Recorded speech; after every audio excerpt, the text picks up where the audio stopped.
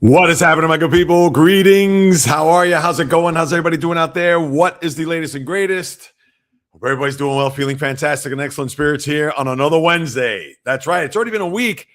I felt like it's been a month since the last time I was on. And of course, with the date being May 6th, 2026, just a pleasure and honor to be back, which I'll get into in a minute. My little disappearing act over the last few days. But with that being said, I appreciate you all stopping by, getting your fill on everything that's happening in the world of sports. I'm pumped up. I'm jacked up. I'm ready to go. And before I even get to that, I got to start off by saying, share your thoughts in the chat room. As you know, my regulars who are already in the room, I see the comments already starting to load. So I appreciate you all for contributing. It's important. This is where we have the back and forth. This is your opportunity to get at me. And even if you don't happen to be here live and you're watching the replay, then you can also do that too, which is right here. Leave a comment because I'll be more than happy to follow up. I will get your comments even if you happen to be watching this later this afternoon, tonight, tomorrow, maybe even over the weekend, whatever it may be. Please don't be shy. Be able to leave a comment and I will definitely follow up. Now, before I get to the sports, and I don't have a graphic for this, so I just figured I'll go blank here. Your boy was away over the last few days. I got back Monday. I was actually in Guatemala. And you're probably thinking, Guatemala? What the hell's in Guatemala? Well, we were celebrating. My lovely wife, her dear friend that she worked with, Jessica, and her now groom, Philip. Great people, wonderful, probably one of the best, and that even goes for my wedding, one of the best weddings I ever went to. And I won't go through all the details, but it was my first time in Guatemala. Stood in a town called Antigua from Thursday afternoon to Sunday morning, then had to take a shuttle about 3 hours north and west to another town, which was by a lake called Panajachel, which was beautiful. Though it was a cloudy day.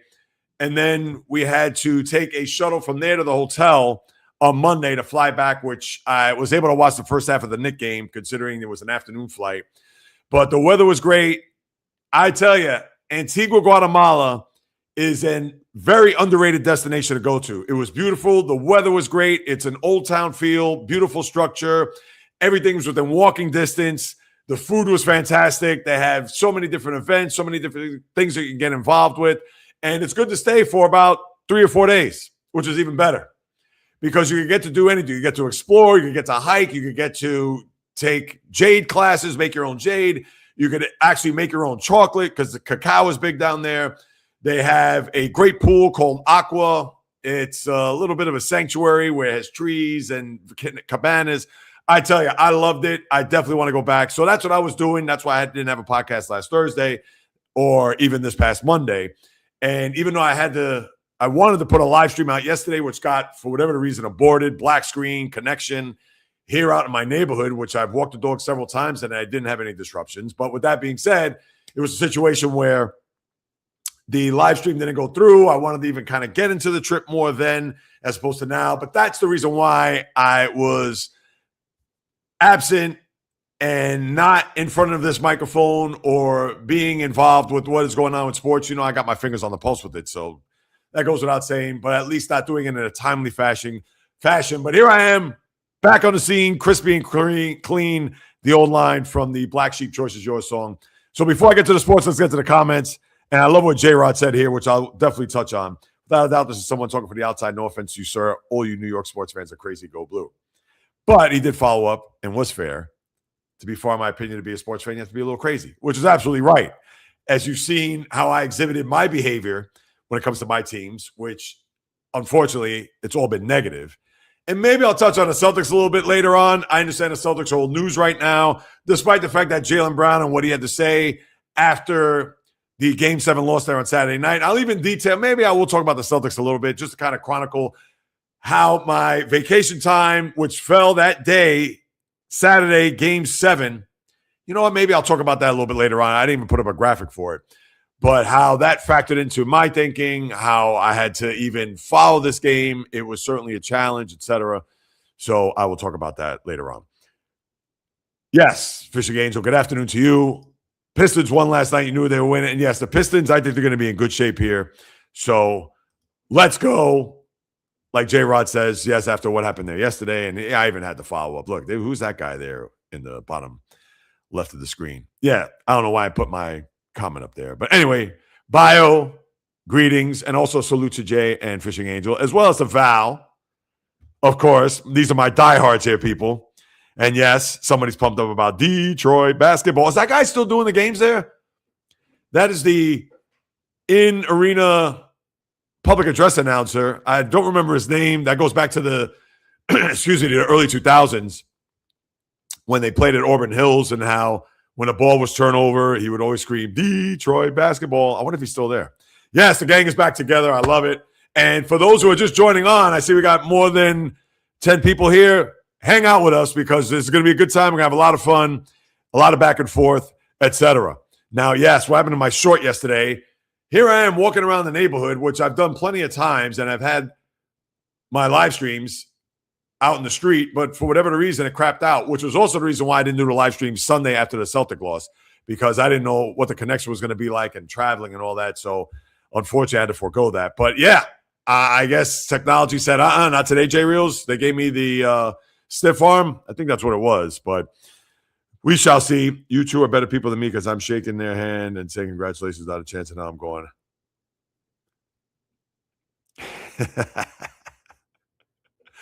Hey, listen, and you know, I hear what you're saying there, J-Rod. And no, and these are great people, and they're friends of my wife. So that's the only connection I have with them. And listen, I get it, teach his own. But, and a lot of people have said Guatemala. And people are probably, what's in Guatemala? But let me tell you something. And I talked about this even briefly yesterday on the live stream that I had to get aborted out in the street. Didn't know what to expect. Never been. Read great things about it. But obviously you never know until you try. And sometimes you got to get out of that bubble. You got to get out of that comfort zone. And I get it. And I'm not saying that to you, Jay, Fishing Angel, etc. I get it. You're tried and true. Michigan diehard. All respect. But right, my preconceived notion going in, it's like, all right. And based on the stuff that I even heard from them, because they've traveled there several times, and that's the reason why they had the wedding in Guatemala. That was a situation where it's like, all right, we're going to see what it's like. We're going to be there a few days. There's activities, there's things to do, etc. And what did I come away with? I would go back tomorrow. Not to live. I'm just talking about just to go and visit. And I even shared a little bit yesterday, which I'll delve into a little bit, where your dollar goes a long way down there, which makes you think like, geez, seriously? And I get it. It's Guatemala. It's not the U.S. It's not going to, let's say, to maybe even London. And not only that, I went to Italy 3 years ago, 2023. And the same can be said for even Paris, but even more so Italy, where my wife and I, we had salad, 2 entrees, a bottle of wine. What did that cost in American dollars? This before the tip. With wine, $35. Where in the United States are you going to even get that? You're not getting that in New York, that's for damn sure. LA, I'm sure Bio, you can attest. Miami, Vegas, whatever. There's no way. The bottle of wine is going to cost you $30 or $35. I mean, it's a joke. And it makes you appreciate. It does make you appreciate being home, but at the same time makes you think, well, why can't we do this here? But again, without getting into it, America's just a whole different beast in that regard. They're not going to look at it and say, oh, hey. And yeah, you want to go to a decent restaurant. You don't want to go to not to knock the Olive Gardens of the world or Applebee's or whatever, but those come on. Are those really restaurants, people? I'm not eating there. But anyway, but that's what happens when you go away and you get to see, like, wait a minute, this is what? You appreciate that more. And you say to yourself, wow, my dollar goes a lot further than here in the States where forget about it. It's please. Geez. Anyway, but yes, and I'm going to get to that, Val. The Sharks, they got the second pick. And think about that. 2023, Will Smith was the 4th overall pick. Macklin Celebrini in 24 was the number 1 overall pick. Michael Misa last year, number 2, and they get the number 2 pick again. Now, imagine when they got the number 1 pick, Gavin McKenna. I'm going to get to that later on with the, with the draft. Great Willie Mays. Yes, he would have been 95. I did see that. Absolutely. Did I do any cocaine? No, I did not. I have not done any drugs in my life, thank God. I did not see any or even hear anybody on the street, trying to sell drugs. But no, but that's a good one there, J-Rod. Lakers played hard, but they're done. Yeah, I know. Yeah, it's one of those things that even if they play competitive and win a game, right, if you're a Laker fan, it's like, come on. Just like it was the Celtics. Oh, you're competitive, you win a game. No, we're about winning championships, despite the fact that the other team is better. And the thing is, OKC didn't really play their best game last night. And it led throughout. SGA, what do you have, 18 points in a game?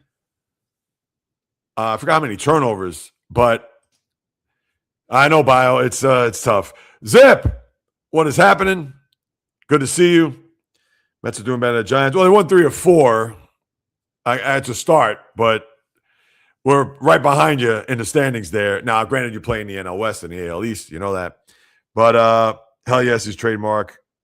Saying that, no. Yeah. Absolutely. All right, let me get a couple more, and then I got to get to my sports here. I can't believe our son's going to be 16 May 8th. Oh, yes, that's right. That's when my grandson's birthday is 2 days from now. I know. Where does the time go? I remember going to his first birthday, which would be 10 years ago, obviously this coming Friday. And, yeah, it just zooms. I don't even know. I don't care if my sister getting married in the North Pole. Hey, I hear you, Jay. Hey, teach his own, man. Nice going to a wedding in Guatemala next year. Are you really, Zip? If you could say where, what town, I'd be curious. Because if it's in Antigua, I'm telling you, that place is fantastic. Put it this way. People told me I had to go to a Starbucks and a McDonald's. And I was like, at first, I don't drink coffee, as you know. McDonald's, I don't eat that either. Because they have a garden patio area that is zen-like. And believe it or not, that is the truth. It's mind-boggling. Maybe I should have actually posted that or put that up here. But you go to the Starbucks and they have rocking chairs. They have like these egg-like swing. It's hard to explain, but yeah, it was. They don't have Starbucks like that here in the States. That's for sure. I guess it'll depend on the price of me. I think it's slapping the face saying you're invited to our wedding. No, I understand the destination wedding is always tricky because it's like, wow. Not only are we going to your wedding, but we have to fly to it, hotel, blah, blah. No, I get that. All valid. But, hey, it's an experience that I'll always remember, even if I never go back. But I hear what you're saying, Jay. Yes, the Derby was awesome. I know I should talk about that. I didn't put that in the graphic because I got so much to discuss. I may touch on that later, but you're right about that. And Golden Temple was your winner. Now, here's the thing. Is Golden Temple going to race a week from the Saturday at the Preakness? Right now, they haven't said just yet. And congratulations to the jockey and the trainer. I know the trainer is the first woman trainer to win the Kentucky Derby. I didn't even talk about that yesterday in the live, but congratulations to her. And I believe it was also a woman jockey. So that is historical. Fantastic. And I love it. But yeah, I'll touch on that later on. Let me see. Did I skip something here? Oh, Jaron wants the Knicks. Yeah, you'd rather have the Knicks, not the Sixers. Yeah, I want to see Detroit and the Knicks, just so I can see the Knicks get let down again. Oh, that'd be great. And Fishing Angel, yes, of course. I wasn't right about the score, 95-30. Oh, all right. Well, what was the final of that game last night? 111-101?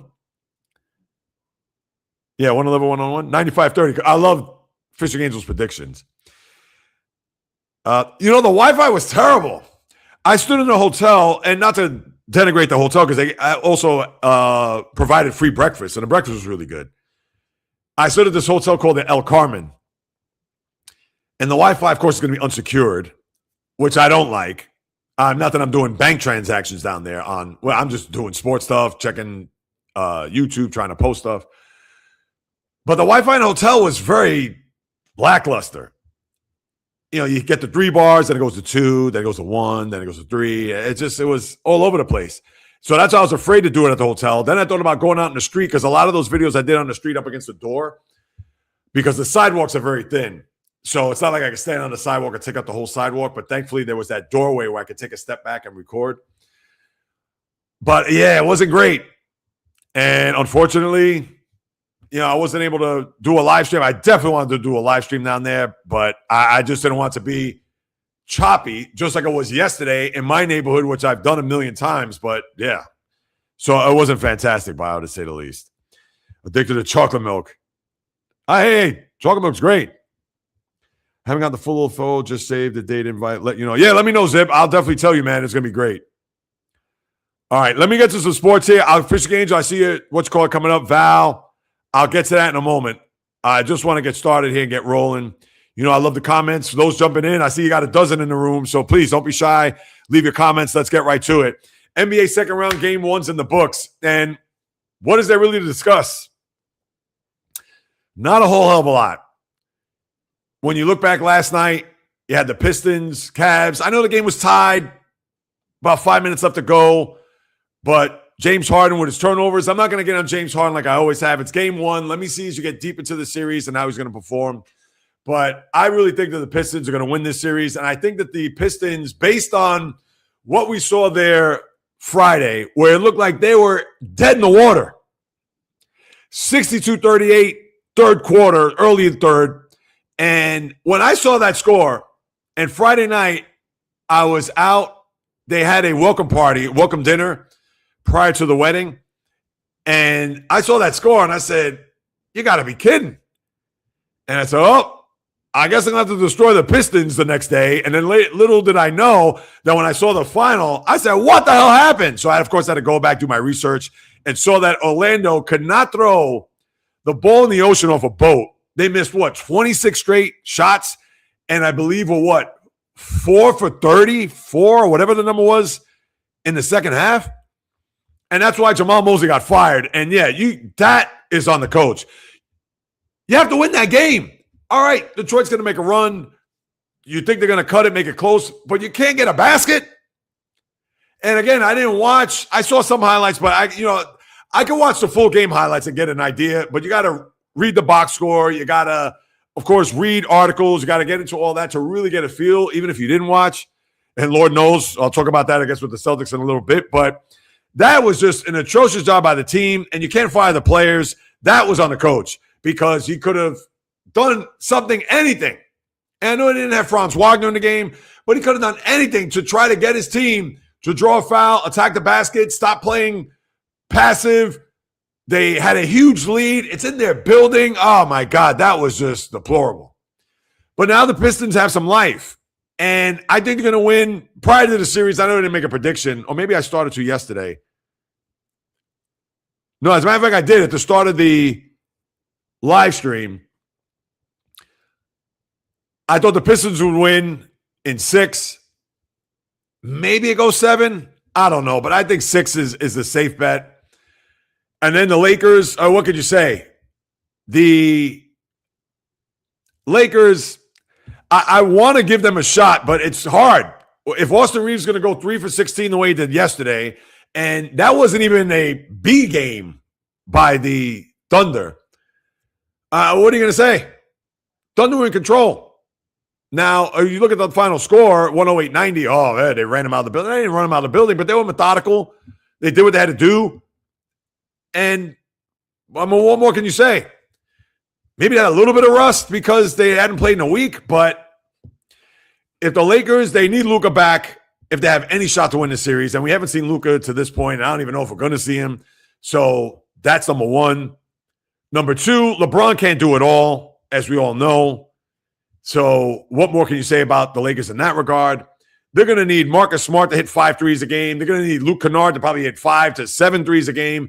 They're going to need Rui Hachimura. They're going to need a whole complete effort. DeAndre Ayton, can he show up? I get it that Chet Holmgren's on the other side there to match his height. And we know DeAndre Ayton, I hate to say this about him, and this has nothing to do with him being a Laker, but you can even go back to his days with the Suns. And yeah, he's had his moments, but for a guy who was a number 1 overall pick, he should be a lot better than for his size, his ability. But again, players can have the ability, players can have the IQ, etc. But what it all boils down to, what's in his chest? You got to have heart. And he hasn't really shown that. And maybe a little bit of the IQ isn't all there together with him as well, because him coming out of college, out of Arizona, a lot of it is going to look at his ability. And he has ability, but does he have the testicular and intestinal fortitude? Haven't seen that with him. So that's why I think it's going to be tough sledding for the Lakers here. And I gave the Lakers 1 game. Could the Thunder sweep? I think they can. Listen, if they're going to continue with a B game, I think the Lakers will win one of those games. But if they're going to be B plus or A minus, you would think they're going to sweep them. And as far as the games on Monday, now the Knick game was that hangover by the Sixers from what happened there over the weekend, coming back from that 3-1 deficit against the Celtics. I'm going to attribute it to that. And the Knicks had a couple extra days off. Now, everybody's going crazy. I'm going to get to the Knicks in a moment with the fans, so trust me. But when you look at what the Sixers had to overcome, I'm going to give them a pass for game 1. Now, tonight they get smoked. Forget about it. To me, they got to be in the game in the final few minutes, whether up or down by a basket. Because if they're not, then they're frauds. And as I said on my shorts the other day, and I'll say it again, to me, winning that series against the Celtics, that was their NBA Finals. And the answers that the Celtics were unable to provide as far as slowing down or even stopping Joel Embiid, there weren't any. Where the Knicks, they have bigs. They have Karl-Anthony Towns. All right, he's not Bill Russell, I get it. And they have Mitchell Robinson, who's a better defensive player than Towns is. And I also understand that those guys are always in foul trouble. But that's what the Sixers need to do. And they actually had Towns in foul trouble early on. He had 2 fouls in the first 4 or 5 minutes of the game. But Jalen Brunson was on fire shooting the basketball, throwing Josh Hart, Mikal Bridges when he's making threes. I mean, really? And let's see what happens tonight in game 2. And then the other game, which I find, or the other series, Minnesota, Anthony Edwards coming back, shot well in limited minutes. But here's the thing. For Wemby to come out to say that he used too much energy throughout the course of the game, and mind you, he played 40 minutes. This isn't a regular season anymore where you're going to play 29 minutes and they're going to be manageable. That's not the case. And I don't want to go as far as saying he was complaining, but he did make a mention that, I was using too much energy on one side of the floor. What? Because you had 12 blocks, which is an NBA playoff record? God bless him for that. But he shouldn't be going 0 for 8 from 3. I understand the NBA, it's all about three-point shooting, and obviously he could shoot from behind the arc, but his game shouldn't be predicated on being beyond the perimeter. Beyond the perimeter. Let me get my tongue unfurled here. He's a guy that should be playing low block, and if he's going to be playing out in the perimeter, then yeah, I can see it on an occasion, or he's going to try to break down his defender as a guy at 7'4", which is hard to fathom. But he's going to be asked to do whatever it takes to win games. So if that means he's going to block 12 or 15 shots, or if he's going to take 20 shots or play 40, 42 minutes, this is the playoffs. And the one thing you got to give credit to Minnesota, that team is battle-tested.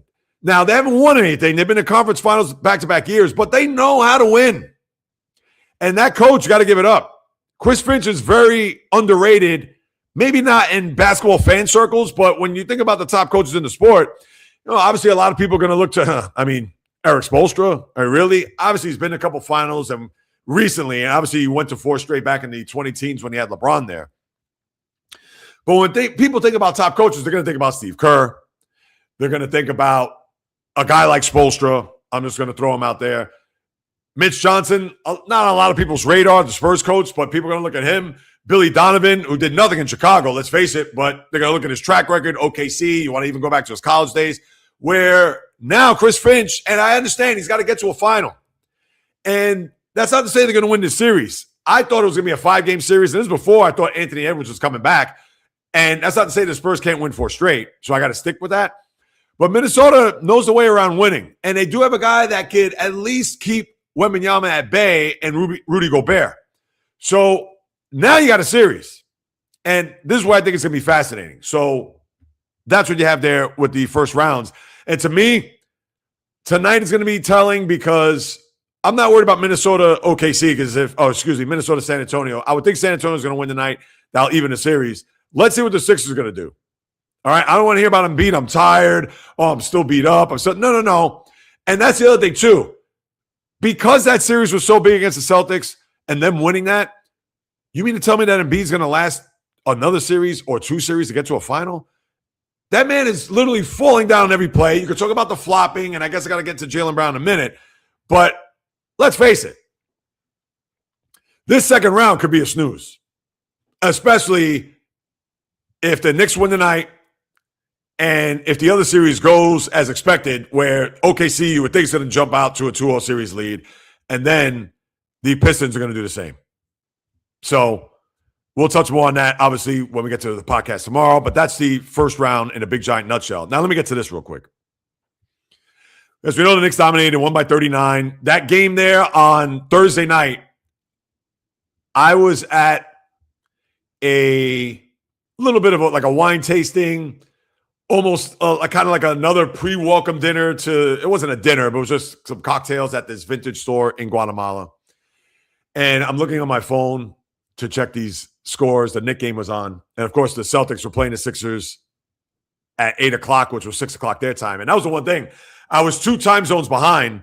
So the Knick game started at 5 o'clock Guatemala time. So here I am. I'm arriving at the place, and I'm getting scores, which I loved. But I saw a score, 48-15. I said, did the Hawks even show up? They might as well have had J-Rod, Bio, myself, Zip. We should have been on the Hawks if that was the case. And then I'm getting these scores, a 47-point halftime lead. I saw at one point 101-41. I just, Quinn Snyder, what did you do? Where did your team go? But anyway, that's besides the point. So now you know this graphic. The Knicks fans, right now, they need to chill out. And this goes to more the 18 to 30-year-old Knicks fan.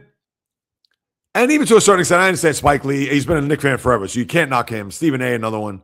And you can look at Ben Stiller, and he wasn't there at the game the other night because of the Met Gala. And I know Timothée Chalamet was there. And right, celebrities aside. But the Knicks fans are just, to me, they're delusional. They're desperate. They're out of control. Because I could show you some on the street. And I understand they're doing it, embellishing it a little bit more for the cameras, etc. But they think that they should be putting up the NBA Finals tickets right now. And do they realize that they are the Knicks? Do they realize that last year when they were up 111-94 with about 4 minutes to go and up 9 with less than 2 minutes to go to Indiana in game 1? And I understand it took a miraculous shot by Tyrese Halliburton in the conference finals for the ball that hit the back of the rim and go 9 miles high before it went through the hoop. I get that. But you would think they've learned their lesson. But they haven't. And that's why I'm really, and listen, I have no love for the Sixers. I am rooting big time for the Sixers to win this game tonight because I want it 1-1 to go to Philadelphia. And I get it. Joel Embiid came out with the comment, oh, don't let the Knicks fans buy the tickets. And the Philly fan, I can see it. The Knicks fan is going to, or I'm sure there's going to be somebody in the grasp of those tickets.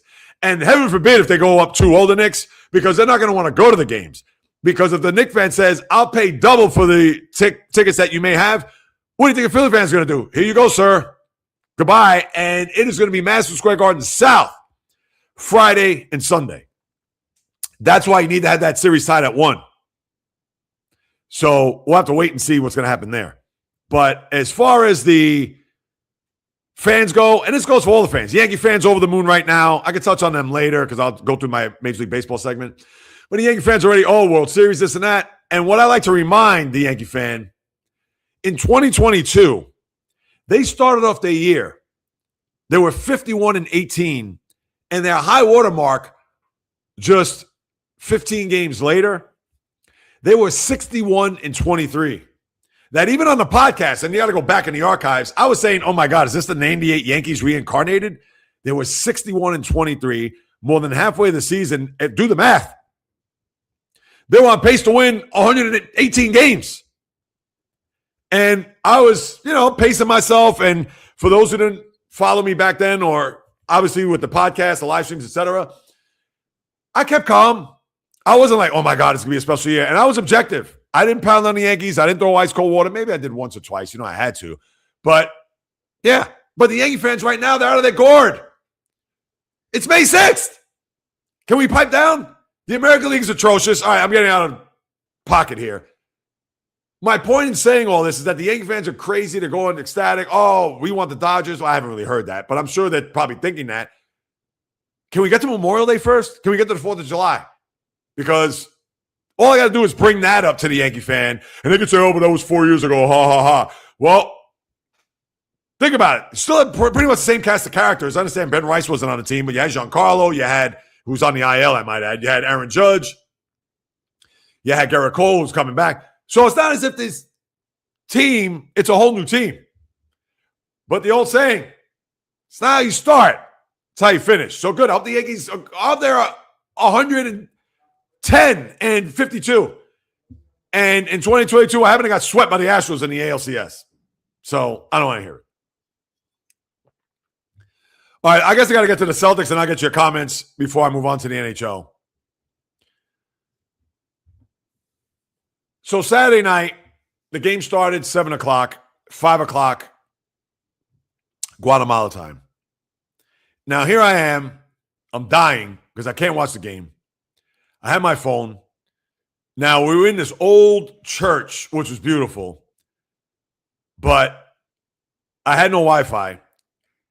I was on this 5G, whatever it was, and I pull up the first score, and I see that it was 15-6. And then I see 17-6. And then I just see it getting worse, 19-8. I'm like, oh, geez. So then I had to go back to check the play-by-play. And it was, for the start, they got out of the gate 9-0. I'm like, oh, my goodness. So now, the next time I check the score was at halftime. Because now we went from the church to this beautiful indoor. It was indoor-outdoor. It was indoor, but it was open, this plaza. I mean, it was just unbelievable. I guess maybe tomorrow I'll pull up the video. I have to transfer from my phone to my laptop so you get to see, so I can show you. So now I'm in this plaza. The signal's even worse. And as a matter of fact, here, I even took some screenshots. You ready for this? I could do this. I know it's not the same. Just bear with me. Because I had to take the screenshots just to show you guys. Or just to show proof. All right. So, and you know what? What the hell? You ready for grins and giggles? So now, this is the wife and I, and this is the outside of the church. That picture's blurry? Or is that? No, it's not blurry. So here's the outside of the church. I know it's going to probably look a little bit blurry. It's not going to focus. All right. So that's number one. Now, here's where the inside of it was, which was a beautiful space. I mean, you couldn't have picked a better place. And this is video. So, yeah, you see that there's a sky. It's all in this plaza, right? So now that you see that, I have zero service. So, wait, let me go back to the pictures. I'm trying to load up ESPN. There you go. I took a screenshot. I just kept flashing the E. The E. It was trying to load. Nothing. So then I tried to go to like Yahoo. I tried to go whatever. And I tried to even get the Celtics score. Up top, you can't really see that. It's probably going to be blurry. Hold on. So anyway, blank screen. So now I'm dying. But I was able to go to the bathroom, and there was like an area where it was like loading. Like the ESPN graphic came up, and I got nothing. But then I went to try to get to Yahoo, the Celtics score, And then I see it pop up and it said 55-50 at the half. And I said, all right, Celtics made a run. It's great. So now, as the game goes on, I'm not watching, of course. The last thing I checked was, I should have taken a screenshot of it. I think it was 100-96. And little did I know at the time, it was 101-96. I think it was 196. I'm drawing blanks. But anyway, Peyton Pritchard, as I find out later on, at 97-96 had a wide open three. And that's what I read, that the Celtics had wide open looks and they couldn't knock down threes, which, of course, is a typical recipe for disaster, because if they make more than 40%, they're going to win. If they get less than that, they're going to lose. So what happens? As I then get the final score, then I get to see was 105-98 as it loaded, because at this point, I was like, I got to find out what's happening. I got to be on top of this. And I went back to that area near the bathroom. So it was 105-98. I think it was like 53 seconds left. And I said, oh, my God. So this game's over. And then I find out it's 109-100. And then I proceed to show my wife. And she's like, oh, my God, what happened? I said, listen, I followed here and there. And, yeah, what are you going to do? So what did I proceed to do at that point? Now, kids, don't judge. And kids, do not attempt this at home, or even adults for that matter. At that point, I started drinking, and I had a bet with somebody the night before, not sports related. So I had to take 3 shots in a row. They have this rum down in Guatemala, which is fantastic. So I took 3 shots. I ended up drinking 9 shots throughout the night. Didn't have a hangover the next day because I danced the night away with the wife, and the music was great. So that is my story there. And real quick, I see I got a lot of comments, which I'll get to, and I appreciate everybody who's hopped on board. Please leave a comment. Don't be shy. I'll get to them in a moment. If you're new here, welcome. And if you're second, third, 100th time, welcome back, as you already know. But here's my takeaway. And I'll try to say this as brief as possible with the Celtics, because that right now they're old news. I know that Jaylen Brown came out with the twitch, flopping, this and that. That's sour grapes. He should know better. And I've said it before, and I'll say it again. If the Celtics would have won Game 7, would he have twitched the next day saying that they didn't get the calls, or that the refs were the integrity of the game and Joel Embiid flops? Everybody flops. Did you watch Game 1 the other night with VJ Edgecombe guarding Jalen Brunson? Where were the calls? But I'm not trying to say that the officiating was the key. Celtics lost the game fair and square. But we know that certain players are officiated a certain way. SGA, he's the prime example of that. And I'm sure last night, Bio, and watching that, SGA's getting every call known to man. And what you call a foul baits too. Embiid, he flops and he gets away with it. And Brunson, he does his contact thing and, the flailing of the body. It's gross. I hate it. But Jaylen Brown has to pipe down. That's number one. Number two, why was Jason Tatum at the end of the game, and I get it, this is the NBA in 2026, he's literally laughing with Embiid. I don't care if Embiid says, oh, we got away with that one. I flopped all over the place, and Tatum couldn't help but laugh. I just would have had a blank face. Obviously, this isn't the Sixers Celtics of yesteryear. And with that being said, I know Tatum, listen, he should have tried to play in Game 7. If the knee was that bad, he can't play, he can't play. But I can say that is that Larry Bird, or if that was Kevin McHale, you think they're sitting out of Game 7 against a hated rival? You know what the answer is to that. And I'm not trying to question Tatum's heart or his ability to play, but I do remember this. Game 7 against the Miami Heat, 2023. Remember, that was to go to a final. I understand it's the first round, but Tatum, if you recall, and they were down 0-3 in that series to the Heat. Game 7, on the first offensive possession of the game, right there by the baseline, he turned his ankle, was shot, hobbled up and down the court the whole game. Had to give it a go. It's not as if he turned his ankle, all right, guys, I'm out of here later. Now, I understand you're dressed in the heat of battle, different story, but if you're Tatum, dress, coach, let me see what I got. If you remember, OG Anunoby, Game 7 against the Pacers 2 years ago in the Eastern Conference semis. He played in a game 7, had a bad hammy. He was literally carrying his leg up and down the court until he couldn't go. That's what you want to see in your players. And I understand you can't question his heart based on him coming back 10 months after tearing his Achilles. So it's hard to knock Tatum.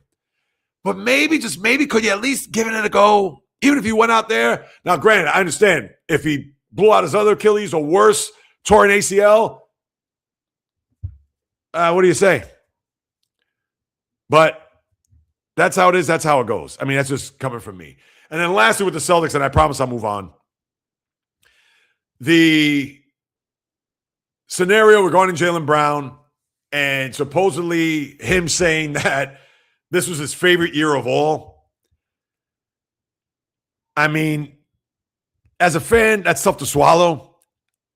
I will say I understand what he means by that because this was supposed to be the quote-unquote gap year, and they still ended up winning, 56 games, and they didn't have Jason Tatum for almost 3/4 of the year, and a lot of players stepped up, and I know we could kill Joe Mazzulla and his coaching, starting 3 bench guys and trying to switch things up in the last. I get that, and that to me, that was very strange. I get it. You're going to have somebody to start for Tatum, but did you have to really revamp it to the point? I get it. Was almost as if he was going back to the regular season for Game 7. And I understand, listen, strange, yes, but they had a chance to take the lead at 97-96 there with that Pritchard 3 in the corner. Oh, what could have been? But then there's this thing with the front office where he and Brad Stevens came out today to say that, no, Jaylen, we had an honest conversation. Everything's fine between us and JB. We love JB, whatever. I mean, listen, even if it wasn't, what are you supposed to say? Oh, no, we're at odds right now, and things aren't looking good. And mind you, he could sign an extension, I believe, by August 1st, where he's going to make $280 million. And he's been worth every penny. But just some food for thought as we move it along, and I'll stop with the Celtics right there as I move it with the comments. All right, let me see if I can go breeze through these things because obviously I got a lot more to talk about. Oh, I see a lot of Mazzulla stuff there. Hold on. All right, Fishing Angel. Yes, I am. It's so delicious. And I could buy 5 chocolate milks in a couple of days. I have 1 chocolate milk left. I hear that. Yeah, I used to do chocolate milk many moons ago. I can't even remember the last time I had chocolate milk. Who's better, Mets or Giants? Oh, Val, you putting me on the spot here? Well, listen, if you're going to say talent-wise, listen, the Giants are better. If you're going to look at their record, I don't even know what the Giant record is right now. You should probably know that. But, yeah, I'll say the Giants, but not by much. I mean, it's a thing where's their record? I'm pulling it up just to be official. 14-22, the Mets are half game behind. So you know they're about the same. How about that there, pal? They're about the same. Also addicted to Haichu candy. Oh, I know Haichu, yeah. They have a million flavors. Yeah, I haven't had one of those in ages also. Jeez. When he's going to talk about the Tara Scuba surgery. You want I can talk about that now, or do you want me to save it? You know what? You bring it up now, J-Rod. I'll talk about it real brief. Now, he's going to be out probably 3 months till August, but that AL Central is an abomination. So as long as they tread water, they'll be fine when he comes back. And you know he's going to come back because if it was Tommy John, he'd be done, and that's it. What about Framber Valdez last night? I mean, really? He gives up 2 home runs, and then he drills Trevor Story. Oh, it wasn't intentional. Now, I understand it wasn't, he threw him behind the back or whatever, but come on. We know Framber Valdez dating back to last year where he crossed up his own catcher and didn't even care about his health. So I can't trust anything Framber Valdez says. So he could say all he wants. Oh, no, I didn't mean to hit him. No. To me, that's nonsense. But for Skubal, he has the same injury, I believe, that Edwin Diaz has. And Diaz is supposed to come back by the All-Star break. And I would think by August, Skubal will be back ready to go. And you know he's going to want to come back because he's got the big payday coming. But we know about not mentally when he's on the mound, but he's going to check himself out of these games. Because if the Tigers are in, and I would think they'll be in a pennant race, this guy's got to go 7, 8, 9 innings. I don't want to hear it. He can't take himself out of these games, as I've talked about a million times, that Game 5 against Seattle. So that's going to be the big thing. So we'll see. Yeah, Wonder So too. Okay. Val, sports question of the day. What sports ticker? I grew up listening. I like that bio. It's a good one. Well, I grew up, of course, Mike and the Mad Dog here in New York. Chris Russo, you may see him on First Take he's on today, Wednesday. Mike Francesa, I know he has a podcast now, but to me, they're the sports radio gods. I understand there were people before him, whether it was Art Rush Jr., who I didn't really listen to, or Bill Mazer, Pete Franklin. He was based out of Cleveland. Other guy, Warner Wolf was a guy. Now, he did from DC, but did a lot in New York. Warner Wolf was on ABC, then went to CBS. Let's go to the videotape. Turn your sets off there. He had a lot of different, and he was a local sports anchor here for the news, whether it was on WABC or ABC or even CBS later on. I love Warner Wolf. And besides that, let me see who else. Sports radio person. And Warner Wolf wasn't a sports radio personality, but he was a guy that you always had to, watch his highlights. He had his plays of the month, which are great. Maybe they're on YouTube somewhere. You could check that out. Sports radio. Then after that, let me see. Yeah, Joe Beningo here in New York, I liked a lot because he's just a nut job for his teams. Think of some others. Yeah, like ESPN, I never really got into like Mike and Mike. Never got to Stephen A.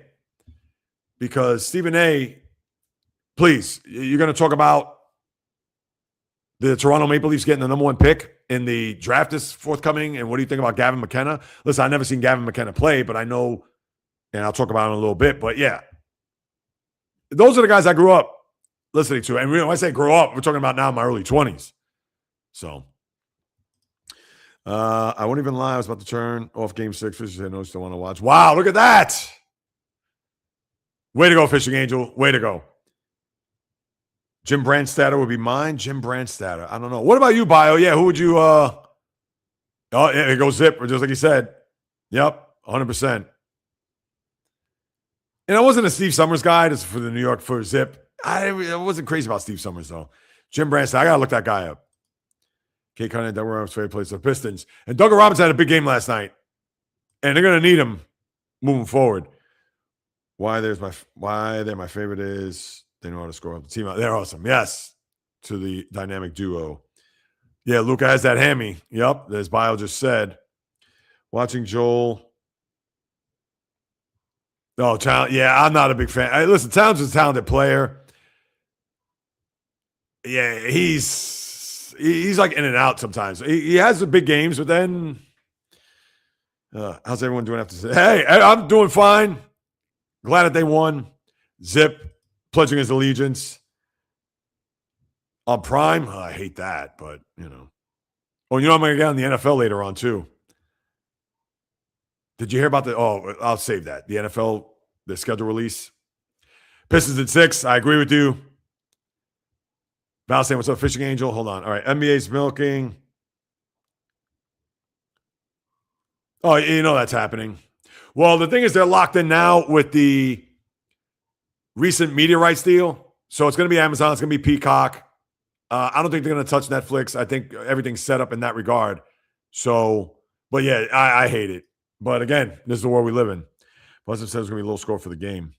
Yeah, what was it? 110, 111, 101? That's pretty good. Well, I think low scoring, anything under 100 is low scoring in this day and age with the NBA. I would have got thrown on the first 5 minutes of Punch Townsend. Yeah. Would have done a Billing beer. Taking that back to yesteryear. I said no, the Pistons will not to Cleveland. Yeah, I think they will too. 6. I hate Towns more soft than LeBron. Yeah, I can see that. And LeBron's another one who flops too, by the way. When the wife's right, the wife's right. Yeah, that's right. Can't argue that. As a Knicks fan, I'm very scared of the Pistons anymore, and I'll play a game of sweep. Yeah, listen, if they do collide, then we'll definitely get into it. That's going to be a fun series to talk about, especially what happened in regular season. But, hey, remember last year, Celtics swept the Knicks in the regular season 4-0, and how did that turn out? Although I'll go to my grave saying that the Celtics lost that series more than the Knicks won it, but that's obviously neither here nor there right now. LeBron comes to the league in 1990. How long does he last? He plays 20 seasons. Yeah, the thing is he's big and strong. He'd last, but you got to wonder. I would say he lasts. He takes care of himself. The guy's a physical specimen. I mean, he's from another planet, so I would say he would last. But the game would be a lot different. That's for damn sure. Hand checking, everything. Thank you, Bio. Yes. Was a long time ago. And I hope come October, I'll be saying the same song I've been singing for the last, God willing, 17 years. And you know me, I'll be dancing on that grave. Without any pity, of course. They have been doing well. I'm going to throw cold water on them later on, though. I know I'm being bitter, but but it's factual. I'm not throwing cold water on just to throw cold water on them. Well, kind of, but it's valid. It's valid. I say no, LeBron James getting old and broken down. I say no.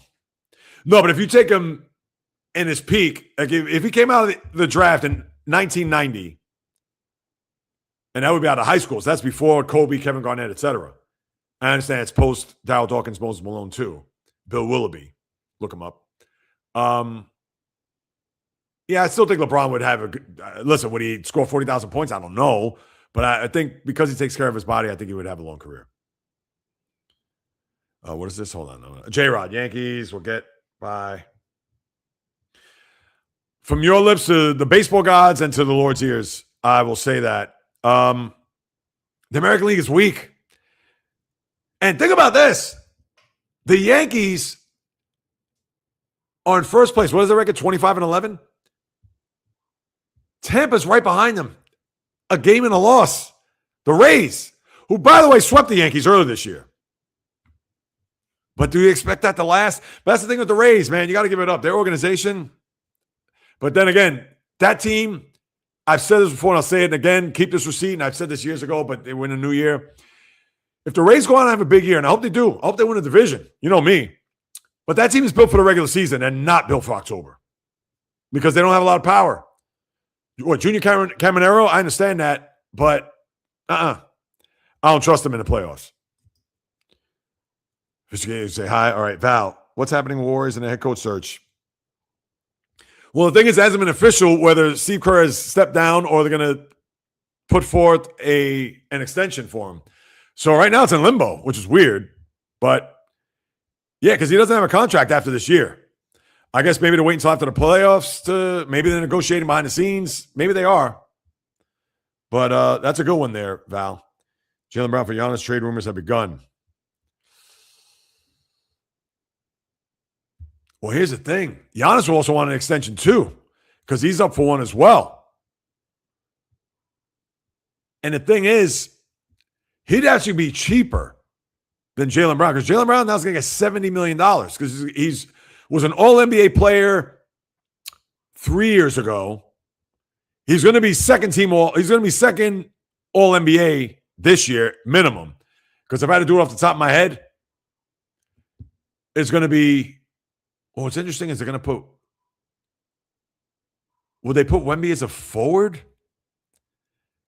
Because you got to think, put it this way, if you're not going to put it by position, it's got to be SGA, Wemby, Jokic, Cade Cunningham. Who would the other guard be? I'm not putting Anthony Edwards. I'm drawing blanks right now. Who that other player would be? Could Jaylen Brown get first team All-NBA? It's possible. But if you're two forwards, if you're going to put three forwards there, if you're going to have SGA, Cade as your backcourt, and then you're going to do either Wemby or Jokic as your center. And that's four. That fifth player, if it's a forward, it could be Jaylen Brown. He's going to get second team All-NBA. I know I'm drawing blanks. Maybe Luka. I know he got hurt late. Luka had a big year. Maybe put Luka ahead of him. Jaylen Brown's going to be second team All-NBA. He's going to get $70 million. And it's 4 years. That's $280 million. Yeah, I drank a lot of liquor. It happens. And I don't usually drink like that. But that night, what the hell? Yeah, exactly. It was. But I was good the next day, which was fantastic. Mazzulla similar to Dave Roberts early in his tenure with the Dodgers. Yeah, Mazzulla. They got to change their offensive philosophy. I mean, that's what it boils down to.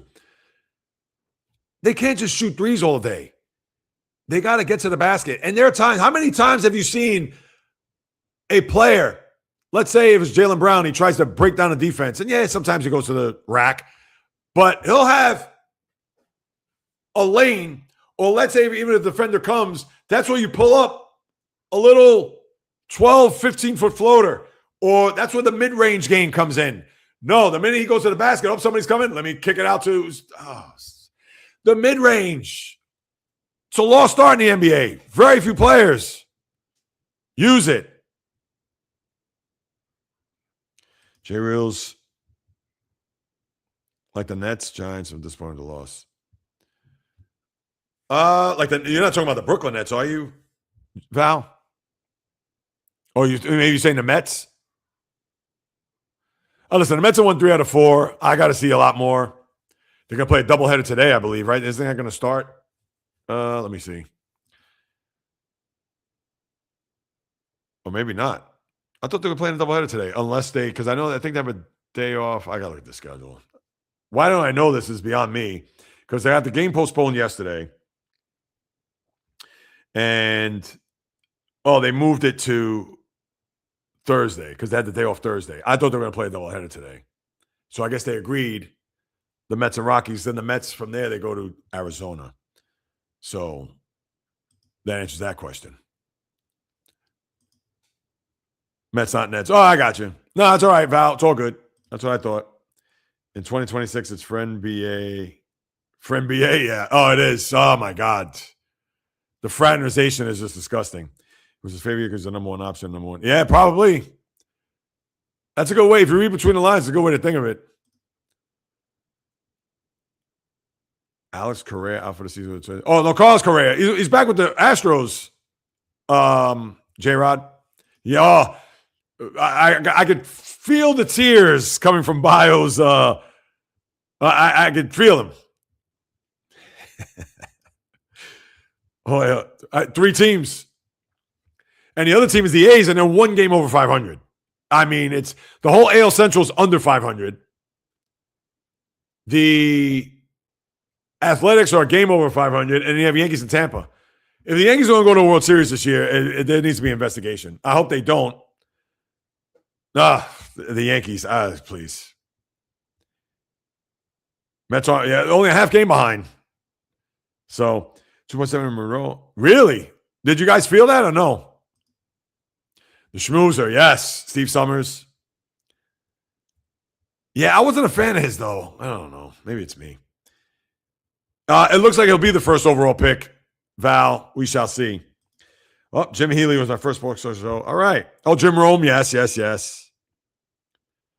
Papa Joe Chevalier, yeah, I remember. Kim Wall, all good one. Oh, Sports Babe. Whatever happened to her? Yes, I remember all those people. Whatever happened to the Sports Babe? Yeah, I remember when she was on ESPN. If Knicks makes next round, we need a J-Reels. Listen, I got to reach out to him because we're supposed to do a run up Broadway. Matter of fact, I got to do that before the week is out. Yeah, I want to get on Keith's show. He has this show called Mike Check on YouTube. If you haven't subscribed to his channel, check it out. He's doing big things independently, which I love. So kudos to him. Did the Raiders release their schedule? Oh, no, I'd be shocked if that's the case. Hey, look who's back. Mark, you know I'm not going there today, but I had to just post that there. So, yeah, look. Oh, look who's in the house, my guy, Fuqua. And salute to Mark, too. The Mets still stink. Yeah, let's see if they can win today. Of course, Fuqua, a.k.a. Everyday Mets, Dad's Chips, Tatsuya Mai, Kai Bowie Bull, Rhoda Pen Mark. I know I'm missing a couple. Jonathan Sean Cup. I'm missing another big one there. I know I got quite a few of those. Fuqua, how's the leg? Please share. Well, takes the loss last night. Wow. Yeah, he's had a huge year. And I believe he's lost 7 games to the Astros in his career. Obviously, a lot of that was when he was with Anaheim. Imagine getting dissed this long and telling him to watch the entire night. Bill Simmons already spreading rumors. Is that right? I didn't see that. Yeah, and you know what? I don't know if Jaylen Brown did that and he got fined $50,000 for his comments against the refs. if he did that as a ploy to get out of Boston, and I know there were a lot of talk before they won the championship 2 years ago. Oh, Jalen and Jason can't play with one another. They're both pretty much play the same position, whatever. But to go back to the Giannis thing that was brought up,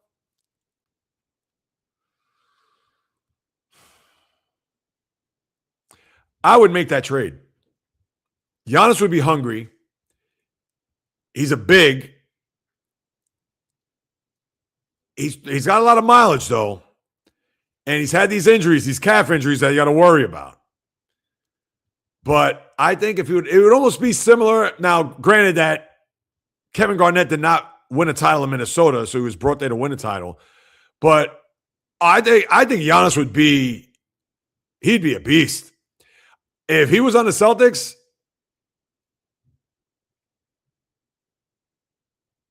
making sure I calculate this thought because I'm not going to just go crazy and think, that's not me. But he would be motivated to win a title.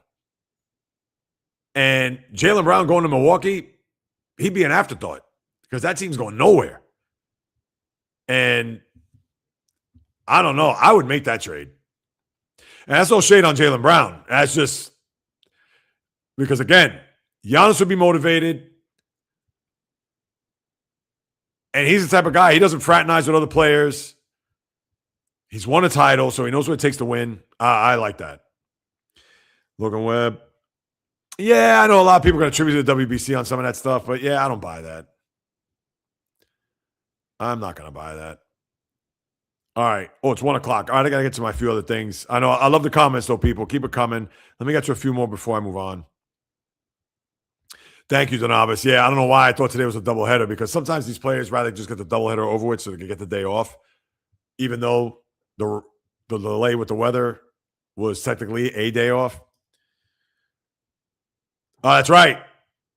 So we'll be out here by 2 o'clock. So unless I go longer, we'll see. No, it's all right there, Val. It's all good. I'll just throw this up there. If you started Hal Morris, score 5. All right. Mark. Let's see. Oh, I think I'm caught up here. Yes, I was going to get to that too, Bio. Knicks Celtics race for Giannis begins. Well, here's the thing. Knicks, they'll give up Karl Anthony Towns. Yeah, that would be interesting, especially if the Knicks don't win a title. That's going to be fascinating. And yeah, Ted Turner passed away, 87 years of age, founder of CNN, TBS, TNT, all that, Turner Network, the Superstation, Atlanta Braves trying to make them America's team back in the early 80s. I mean, seriously. But no, rest in peace to Ted Turner. Married to Jane Fonda all those years. I think they got divorced. But yeah, certainly someone who was a pioneer there when it comes to sports TV, et cetera, especially with TNT when they had the NBA, et cetera. Yes, he did, Mark. I believe it was earlier today, this morning. All right. Let me get to this. NHL second round game ones, and you had some game twos in there. All I'm going to say is the collision course between Carolina and Colorado looks like it's going to happen. Now, you still got a long way to go. They still got to win 6 more games to get to a cup final. But the Avalanche beating up on the Wild, and actually were on the ropes there a little bit there in game one, where they were down 5-4, and the shootout was 9-6, wild game there. And then the Avalanche won last night 5-2. They even switched goaltenders. They're bringing in Philip Gustafson. The other guy got shelled, gave up 8 goals in a game there in game one. So now you have a situation where Colorado cooking with gas. They're 6-0. They'll start off the postseason. Same for the Hurricanes, who won game one, shut out the Flyers 3-0. But then they were down 2-0 in game two, and then came back and they won in overtime. So that was a big blow there to the Flyers as they'll play game 3, I believe, tomorrow. Because tonight, the Canadiens and that Canadian Lightning series, man, I understand it's the first round. It's not going to be remembered as if it was a conference final, a Stanley Cup final, but that series was just, I mean, unbelievable. And for Canadians to come out on top and win that, now they're going to play the Sabres, who beat the Bruins in 6 games. I like the Canadians. Sabres, listen, they didn't fool around. They were up 2-0 in the series. Could have been down 2-1. And Yeah, I get it that they didn't play well in game number. Well, they played well, but they lost in overtime, game 5 to the Bruins.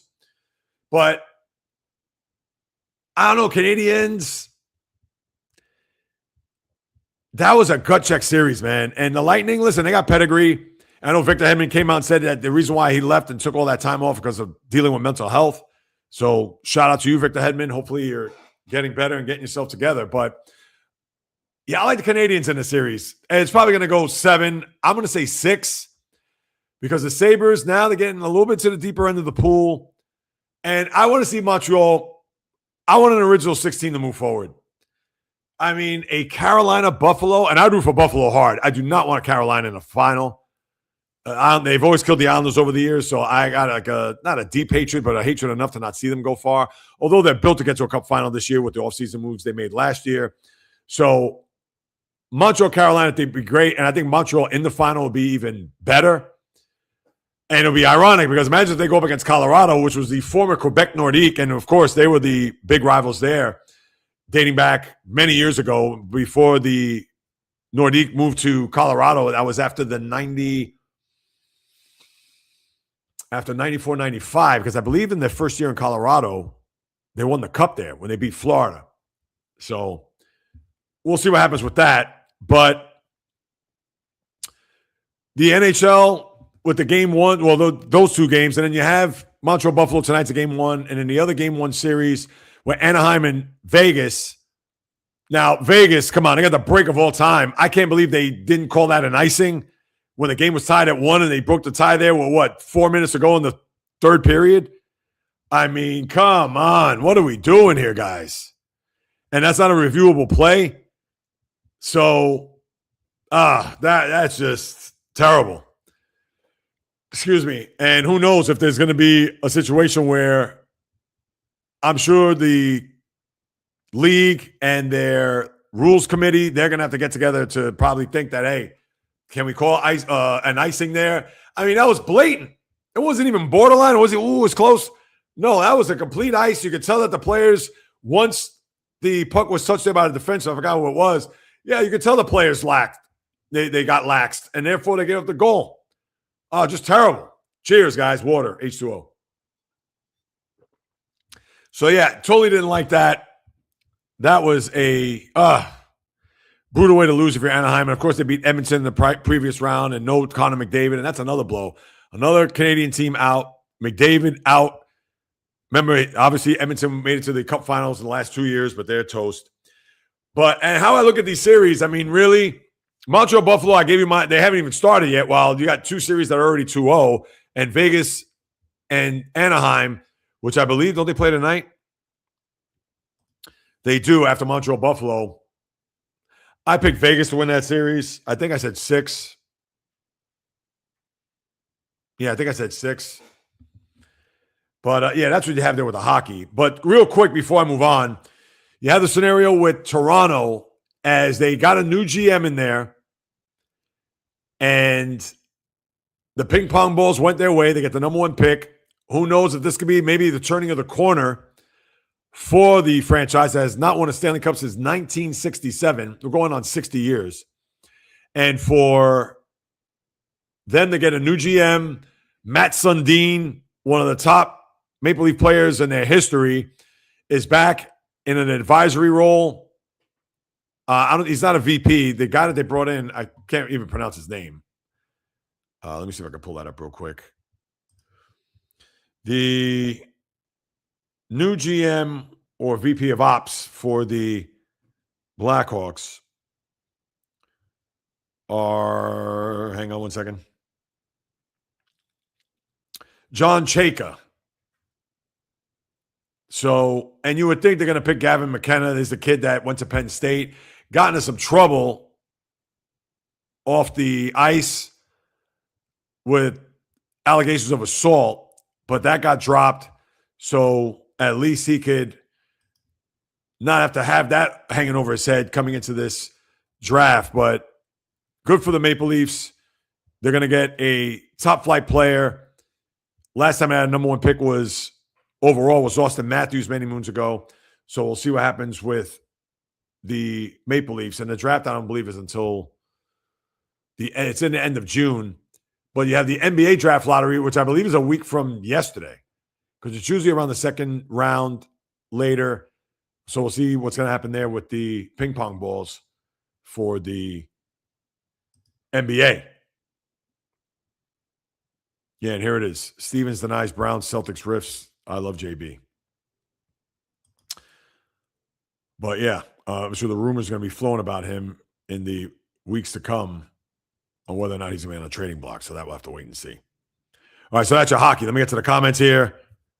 Yeah, the novice. You know what? Maybe I may get to that next. There's the baseball. Hold on a second. Yeah, RIP. Definitely Mark Salmons. That was to Ted Turner. Yes. They say next Wednesday. But there may be a caveat, which I'm going to get to. And I found out today because they said, oh, it's going to be maybe between the 11th and 13th or the 18th through 20th. And I said, what? Why are they going to postpone it for a game? Is that right? Oh, my God. I said this on the short the other day. And the series is done. And everybody looks at Embiid as a guy that, yeah, he's a dominant big man, whatever, but the guy can't stay healthy. Again, Celtics series, that was their NBA Finals. When Tyrese Maxey, after they won Game 5 in Boston, and that's going to be the stickling point, and I said this before one last time, Celtics were up Game 5, 63-50 in the third quarter of the game. Now, listen, not that they were expected to win, but you figure they would have cruised, whatever, and that fourth quarter, they couldn't shoot the ball in the ocean off a boat. Bad memories. But Embiid, everybody, they have a shot against the Knicks. How many games is he going to play? If he plays all 7, they got a shot. If he's going to be in and out of the lineup, forget it. And I even said this in the last series after he came back in Game 4 and it was every other day, how long is he going to last? And I thought he was going to last past Game 5. Lo and behold, he played the rest of the series and doomed the Celtics. But here it is, Game 1, and now he's out. What is he out? Hangnail? Shonen, Michel Goulet, yes. The days in Quebec. I'm sure it's posted down here. A.J. Brown to the Chiefs. Oh, is that right? There you go. But number 2 pick probably. I don't think they go 1. Yeah, good for the Leafs. Exactly. Oh. Day-Day was a top flight player too. Day-Day. Wait a minute. Day-Day. You got to fill me in on that there, Day-Day. I'm not picking that up there, Mark. Oh, did they move that? You know, it used to be the NBA lottery on Mother's Day. I can even show you a story about that. 1997, Game 7 Eastern Conference semifinals, Knicks Heat. Of course, that was the famous series. P.J. Brown, Charlie Ward, the suspensions. And then Tim Hardaway went off in that Game 7. That was on a Sunday. And I'll never forget, the draft lottery was that afternoon. And as a Celtic fan, I'm thinking, here we go. Tim Duncan. Fantastic. Let's go.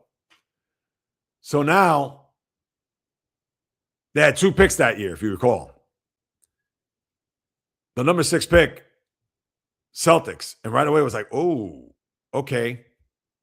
And that pick, I believe, I should know this off the top of my head, but I'm drawing blanks. That pick they got, I believe that was from the Clippers.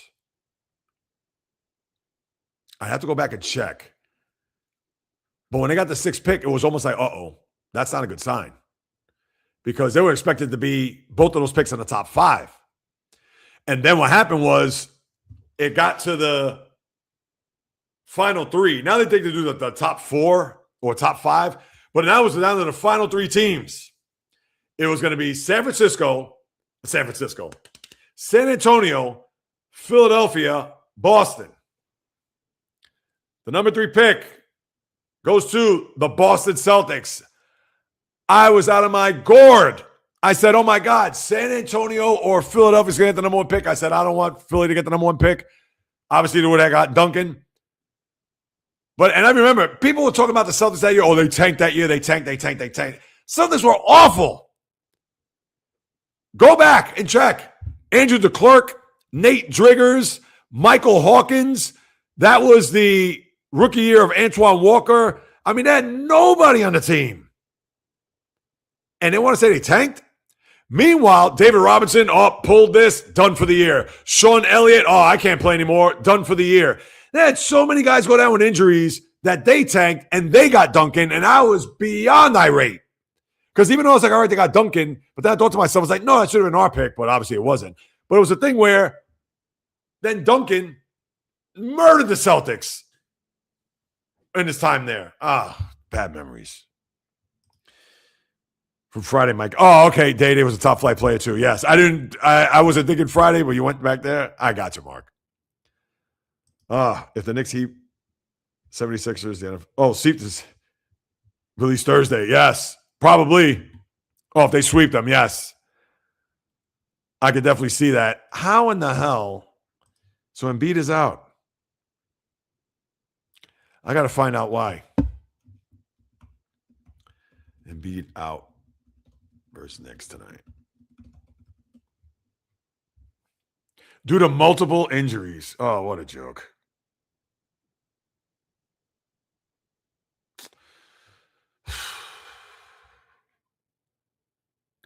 They got no shot. Andre Drummond is going to start, and they have no bench. Forget about it. This series is over. He was downgraded from probable after experiencing increased soreness and missing morning shoot around. Oh, my God. I told you, that was the NBA Finals, guys. Anyway, that game, that's not even a bother to watch that. Yep.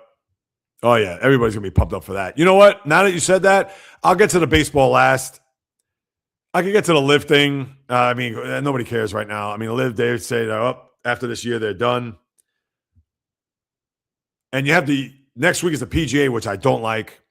And then you have the U.S. Open, the French Open after that, tennis. But let me get to the next thing because this is going to fire me up. Hold on. Where's my graphics? Here we go. When is the NFL schedule release date? Last year, I remember it was on a Wednesday because I talked about it on Thursday's podcast. This year, you would think it's going to be the second Wednesday, which would be the 13th. But now there's been reports that the schedule could be pushed a week ahead to the 18th, 19th. This is what I heard. You ready for this, people? Not making this up. And good. I hope it gets aggregated. I hope everybody, yeah, exactly.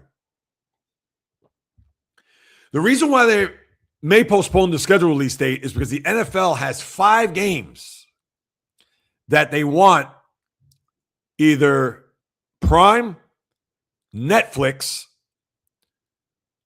or Peacock to pick up. What are those 5 games? The Australia game, Niners-Rams, the Thanksgiving Eve game. That's right, Thanksgiving Eve, as we talked about before. I understand Amazon did this the last couple of years when they had the game, but now they're actually considering not 1, which is game 3, but 2 Black Friday games. A 3 and 6:30. Or they may move it up because the game's usually 3 o'clock to Black Friday. It may be 3 and 6:30, similar to what we've seen with the divisional round, the Sunday 3 and 6:30, and the championship games. That's 4. And then the last game, get ready for this. There's going to be games on Christmas Day, as you know, that Friday. But now they're thinking a Thursday night Christmas Eve game. There are your 5 games. And with Amazon, Peacock, Netflix, who's going to get the rights to broadcast those games? Count them again. The Thursday night game, I said Wednesday. Wednesday's the game for the Seahawks. So it's the Thursday night Australia game, Niners-Rams, the Thanksgiving Eve game, the 2 Black Friday games, and the Christmas Eve game. Why don't we just have a Halloween game? When is Halloween? What's on the schedule? Can I look that up real quick? Let's have some fun here, people, right? Halloween this year is on, they can't do it. It's on a Saturday. College football. But you know what? Would it surprise you if they had a midnight game? Because people would watch. Obviously, that's not going to happen. But, I mean, when does it stop with the NFL? So you're going to have a Christmas Eve game. And they've had games on Christmas Eve, I understand. But if it falls on a weekend.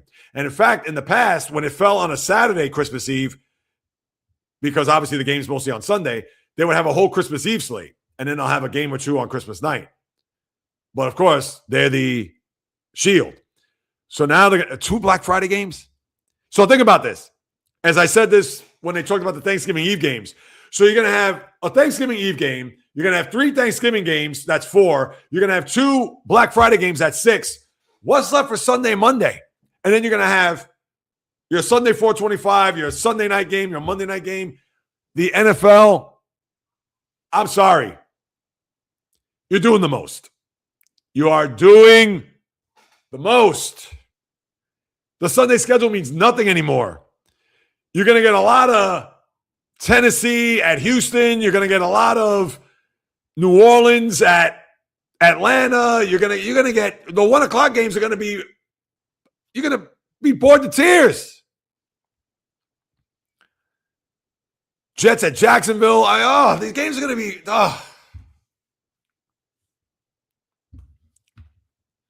So that's why if they don't come to a conclusion on whether or not those games are going to get picked up by this, and it's going to be the streaming services.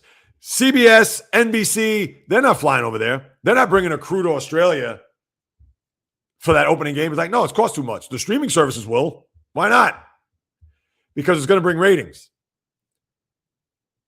The 2 games on Black Friday, come on. Well, let's just have a Thanksgiving week, have a game every day of the week. Why not? Just throw a game in on Tuesday. I know they can't do it Saturday because of the college football, but why not? All right, I guess I could get to the baseball here. Yeah, I talked about Scooble before because that was one of my topics. All right, let me see some comments here.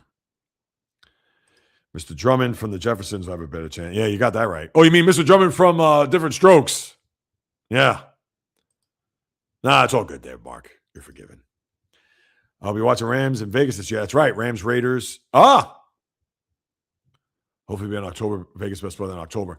That's right, because they do play against one another, right? It's NFC West, AFC West. That'd be good. I'm sure you'll be able to get tickets. I mean, please, how many Raider fans are there in come on. Zip, never thought as an NFL fan I would say it's too many games. Now, listen. I know Zip personally, and we're roughly the same age. I understand the 25-year-old, they can't get enough. 30-year-old, probably the same. You got to be, I think, 40 and up to kind of be like, all right, when is enough enough? But this is the world we live in, and I get it. Just like we watch these NBA games on Amazon Prime and on Peacock, and I get it. But the thing with the NFL, what was special about the NFL was Sunday, 1 o'clock, because you had 10 games. Then you probably had the 4 games in the afternoon, the 4 o'clock games. You had the Sunday night game and a Monday night game. There's your 16 games.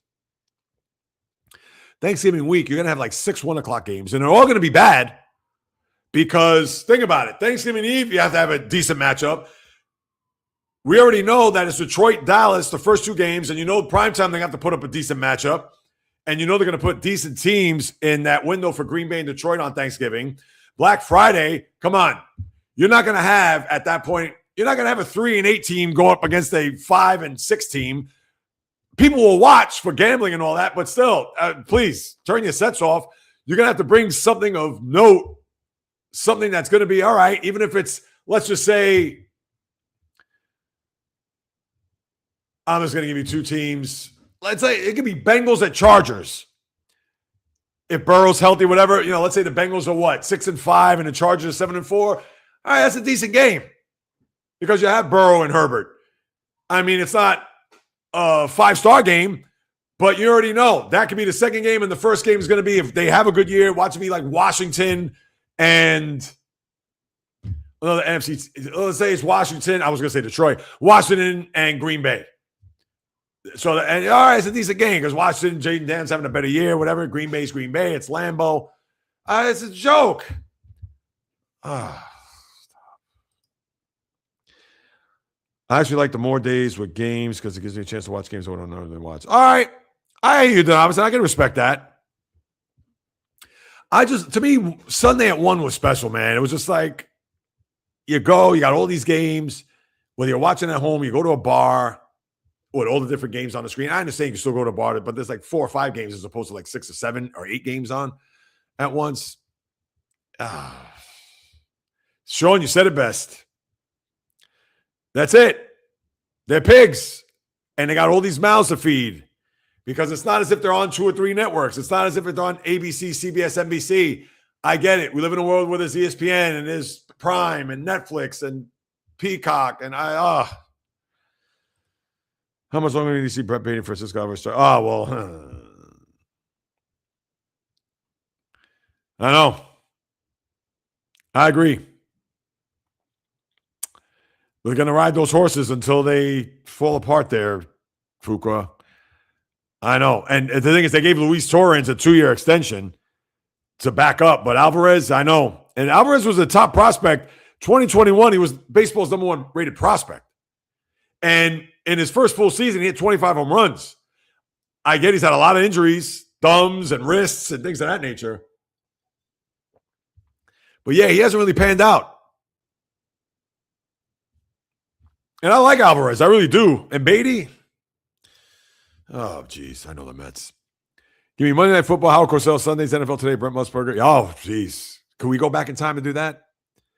Brent Musburger, we are looking live at Veterans Stadium with the San Francisco 49ers. Oh, come on. Nothing beats that. And right, it was him, Jimmy the Greek, Irv Cross, Phyllis George, then Jane Kennedy. And that was it. No players, nothing. Now, your pregame shows are like 9 people in the pregame shows. And I don't watch those pregame shows to save my life. Not this guy. All right, let me get to some comments here. Comments. Bring them back up. Oh, excuse me. I meant to get to the banner. All right, let's have some fun here. I only bring this up because you've had some people in some circles bring up like, who's the best team in Major League Baseball? Does anybody care? It's May 6th. I should have put that with a question mark. Well, I put the question marks with the teams. Can we get to Memorial Day first? Because to me, that's the first barometer where we can really get a decent breakdown and analysis of where these teams are going. I get it. Teams have second-half surges. Teams come out of nowhere. Understood. But with that being said, today is the 6-week mark of the baseball season. And those 3 teams you see there have the best records. In fact, the Braves have the best record in baseball, 26-11. Yankees 25-11. The Rays are 23-12. No, 24-12, I believe. No, 23-12. And the Cubs are 24-12. And it played well. I think they won 7 in a row. Funny enough, where the Dodgers in that? Dodgers are 22-13 now, I believe. But you know they're going to be there in the end. And there is no need to even bring up the Dodgers right now. Well, 22-14, I said. I said 13. And the Padres are half game behind them. Now, all I'll say is this. It's way too early to even say who's the best team, blah, blah. Because to me, and I am the perfect example. Last year, middle of June, Mets were 45-24. Best record in Major League Baseball. Did I even once come out, pump out the chest? Who's the best team in baseball? What's the best record? That's right. The team that plays in Flushing, not in the Bronx. That's right. The Mets, Juan Soto, Francisco Lindor. That's right. The Batumbo wag, may he rest in peace. Not this guy. Right, their record was what they were, and I even, maybe at that time, I have to go back and check, but I wasn't puffing my chest out. If anything, I was just like, geez, I can't believe they're playing well, 45-24. I mean, what could you say? And after that, they nosedived into oblivion. So for the Yankee fan, as I said earlier, even for the Brave fan, for the 5 Rays fans outside of Tampa, and maybe there's plenty of Cub fans outside of Chicago. What does that mean right now? It means 0. All right, it means you're playing well. Means you're in first place, or in the Rays case, they're in second. And they've gotten off tremendous starts. Means squat. And in the case of the Yankees, and I know they're puffing their chest out, we're going to get Garrett Cole. We're going to get Carlos Rodon probably later this month, and Cole will be back in June. Our rotation. And their bullpen has been good, but I don't trust their bullpen. Come on. Tim Hill, Brent Hedrick, guys like that. I know David Bednar has 10 saves, but come on, money on the line. And you know Aaron Boone's going to burn out that bullpen by the time you get to August, and he's going to go by the iPod instead of the eye test. Forget about it. So I can get into that aspect. But here's the cold water I'm going to throw on the Yankees. And understand, you only play the teams that are in front of you. We didn't make the schedule. We didn't do this. We didn't do that. Yankees have won, and give them credit. I got to give them credit. They're 15-2 in their last 17 games. But if you were to ask, well, Jay Reels, who do they beat? Did they play the Phillies? They played the Dodgers? They play the Mets a week from this Friday, so for what that's worth, Citi Field. But again, who have they beaten? Oh, have they played Toronto yet? And Toronto's they've been, they've underachieved. I think they've been nicked up, whatever. But they haven't played them yet. The Yankees in that stretch, 15-2, they have beaten the Royals, the Red Sox, the Rangers, the Orioles, and I'm missing one other team there. I'm missing another team. Now, they played the Rangers twice. They beat them 2 out of 3 last week. They beat them yesterday. Beat the Grom, I might add, last night. The Orioles, they just swept as if they were nobody's business. They beat the Royals. They swept the Royals. They're playing better now. I think they've won. Have they won 7 in a row? No, I think they won 5 in a row. But they're not good. So I got to take this with a grain of salt, people. I'm sorry. And one more time. Oh, well, what do you expect, Jay Reels? They beat the teams they beat. Right. Fine and dandy. And yes, they could have got swept by the Angels, as I said a few weeks ago, if it wasn't for Jordan Romano, their closer. But can we pipe down just a little bit, though? Just a little. Because I'll be honest. If I'm a Yankee fan, and with their recent history, because of their manager, and because of some injuries, no Stanton, they better hope Aaron Judge doesn't get hurt. And I understand they get reinforced in the pitching staff, but Carlos Rodon had a very good year last year. How do you fare in the postseason? So can we start there? Getting bombed by Toronto? So I don't want to hear, we didn't get bombed at the start, but he lost. I don't want to hear, in fact, no, that was the game that they won, that game 3. But he did not pitch well. And that was the game they won. I don't want to hear from any Yankee fan right now. I don't. Puff your chest out, this, that, and the third. You can say, hey, wow, I'm surprised by the start, this, that, whatever. Let's keep it rolling. But you know that they're going to be base running blunders. You know Jazz Chisholm, he keeps you in and out of these games. You know that they can't hit in the postseason when the money's on the line. And yeah, let me see Ben Rice in October. He's had a big year. Now they're saying, oh, is Ben Rice actually going to be better in the lineup than Juan Soto? Can we relax on that? I think Ben Rice is feasting off of the pitching because they don't want to pitch to Judge. And Judge batting what? He's batting like 260? He's hit 1 million home runs. But yeah, I don't want to hear it. And listen, and I've given them credit. But one more time as I check the watch, May 6th. And as I said before, Yankees were 61-23 4 years ago. On pace to win more games than the 98 Yankees. And how did their season end up? Getting broomed by the Astros. So, zip. Not zip drive, zip it for the Yankee fan. I know. And then I want to say, what's going on? I know what's going to the Yankee fan too. The novice. Duked it. Oh, wait. Thoughts on Joe Burrow? You see, I missed that. Sorry, Mark. I know I missed this comment. Hold on. Thoughts on Joe Burrow finally getting money paid for his protection? Yeah, because they got an offensive line help. Bengals record prediction. I got to see the schedule. Now, because they play in the same division as my team, they're going to play, and they were what, in third place? Let me think for a second. I think last year they played the East. No, they played the East. The year before that, it was the West. So this year they play the South in the division. Obviously, they got the 6 division games, the 4 against the South. Then the 2 games, whoever the third place teams, I guess, if I do it off the top of my head, third place team in the East. Was it Miami? Miami had a better record than the Jets, did they? Yeah, so they'll play Miami. And then they'll play out West. Who's the third place team? I guess it had to be the Chiefs because you have Broncos, Chargers, Chiefs. Oh, they play the Chiefs. That's not going to be easy. And then the Steelers I think they play the NFC South next year because 2 years ago they played the East. Last year they played 2023 they played the West, East, NFC North. Yeah, they're playing the South.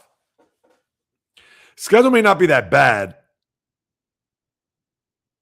It'd be hard to pick. I got to see the teams and when they're going to play them. That also helps too, I think.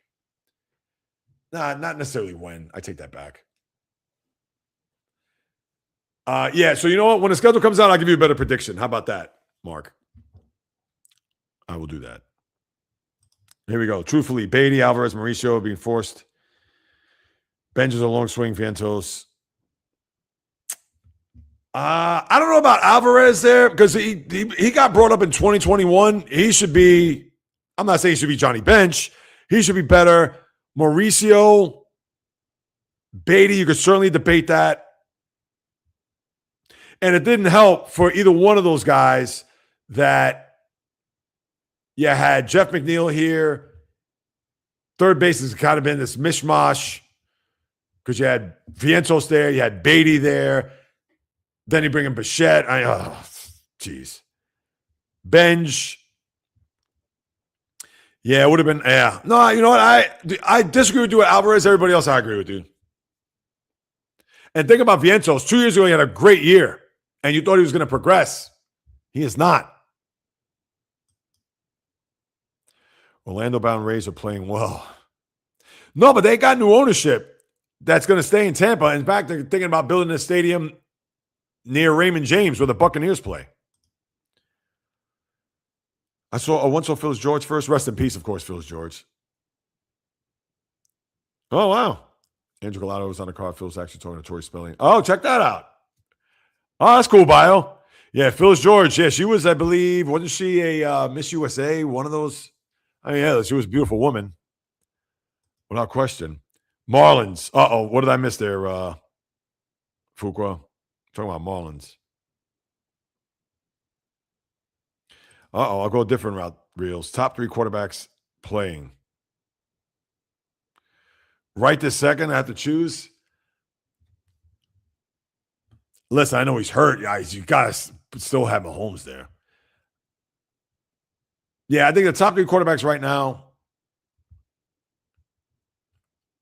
I still got to say Mahomes. Listen, I had a down year last year, finally. Because who would you want in a big game? I'd say Mahomes, Allen, and Lamar Jackson. I'd have to take Jackson over Burrow. I understand Burrow's gotten to a Super Bowl, but he hasn't stayed healthy. And I know Lamar's had his issues with injuries too. And listen, I'm not a huge Lamar Jackson fan because I'm a Steeler fan. I do love his attitude. And how can you not love his talent? But he scares me in big spots. So, and I don't trust him in big spots. So, but I have to rate him over, and he's won 2 MVPs. I get it, the 1 Super Bowl. He's won 2 MVPs.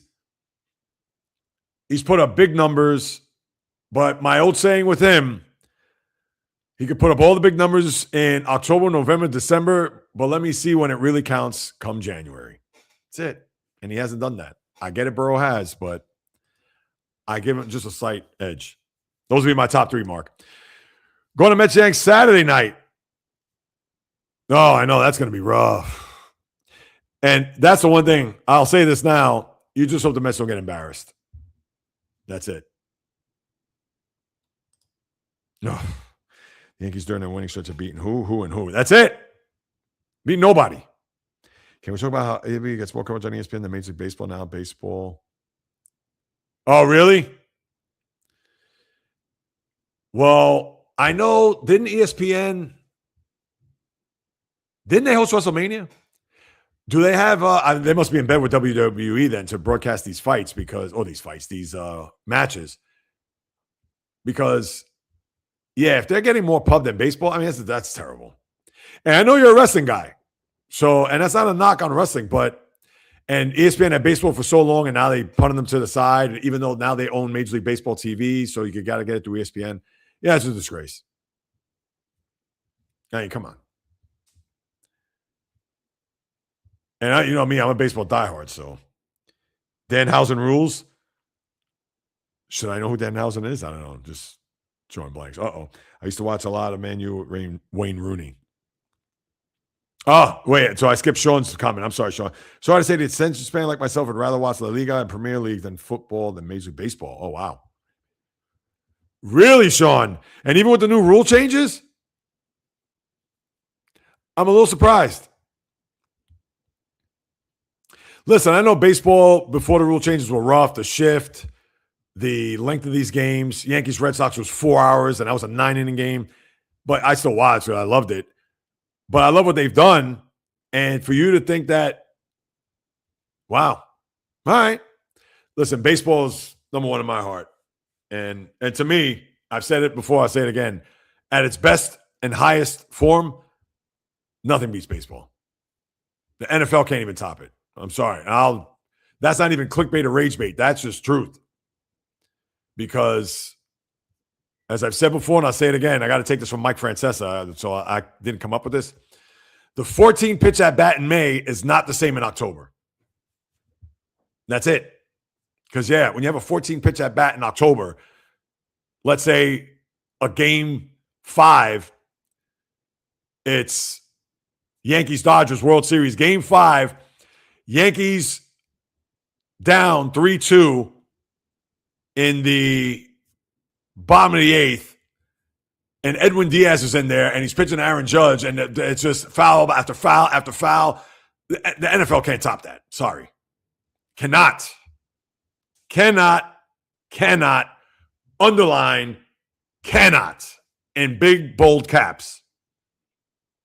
You can fight me all you want on that. MLB needs to develop more talents like Willie McGee, Rick Anderson, Samson, for example. Wow, you came up with 3.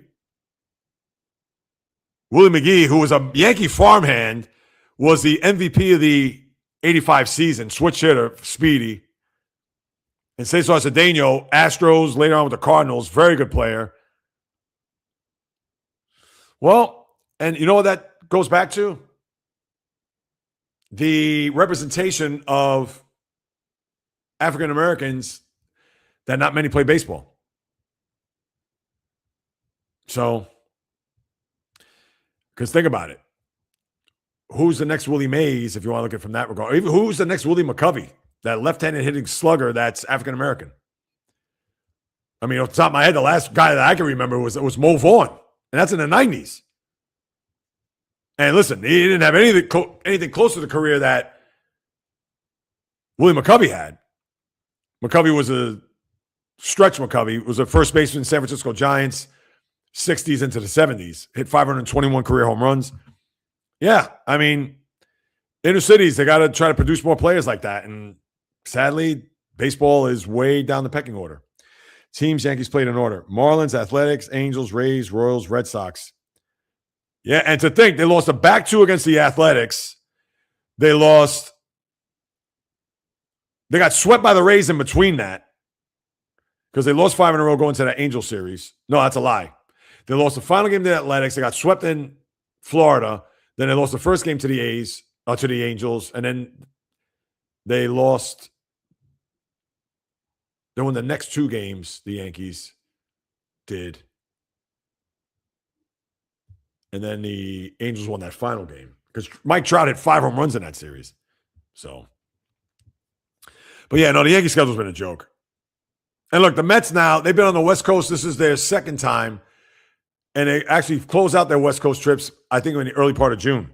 But remember, that's a lie. This is the third time they've been there because they went to San Francisco in the opening week. Then they went to, because of St. Louis, San Francisco. Then they played in LA against the Dodgers before going to Chicago. And then now, here they are. They went to Anaheim, Colorado. After this, they're going to go to Arizona. And then they're going to conclude by going back out there because they got to play the Padres. And I think another team, they go to Seattle, if I'm not mistaken. All by June. So, Bengals have never won a Super Bowl. They have not. They're 0-3. Bengals been a Super Bowl, never won. That is correct. They lost twice to the Niners and obviously to the Rams 4 years ago. ESPN's to deal with them. Yeah, and MLB it's MLB TV. So to get that package, you got to go through ESPN to buy it because they bought that. Like, they didn't buy MLB Network similar to the NFL, but they bought the MLB TV app package, however you want to call it. Oh, you don't, Sean? All right. Oh, this will be interesting. Denovis. I love baseball. It's America's pastime, but it doesn't hit the same anymore. I feel you, Denovis. Yeah, and that's the thing. It's America's pastime, but it's past its time because you can't get enough of the NFL for most people. And I love the NFL too, but you know how my stance on that. And in the NBA, it's more about players than teams because I think a lot of these young kids, you know, they follow Wemby and guys like Jokic and Luka and that's not to say that they don't have favorite teams, but you know, it's the name on the back of the jersey, not the front of it. Man, it's Poopy today, Michigan 40. Wow, really? Yeah, I think it's about 70 now. We're close to it. 69 feels like 62, but it's raining. That's not good. And yesterday, it was almost 80. I think it hit 80 here in New York yesterday. Mahomes and Stafford and everyone else. Oh, yeah, that's for bio. And yeah, no, you said top 3. I know Stafford's won a Super Bowl. I got to give it up. No doubt. Stafford has that advantage to his rookie season. I feel it coming. Uh-oh. Michael Harris III might be the best African-American outfielder. Yeah, he's had a big year to start. Let me see. You may be right about that. If I had to guess, yeah, I couldn't even tell you. I know. Is there? I mean, Josh, he's not an outfielder. Josh Bell, I mean, you could probably count him on one hand, sad to say, of the amount of African-American baseball players that are in the sport today. I mean, Jazz Chisholm is Bahamian.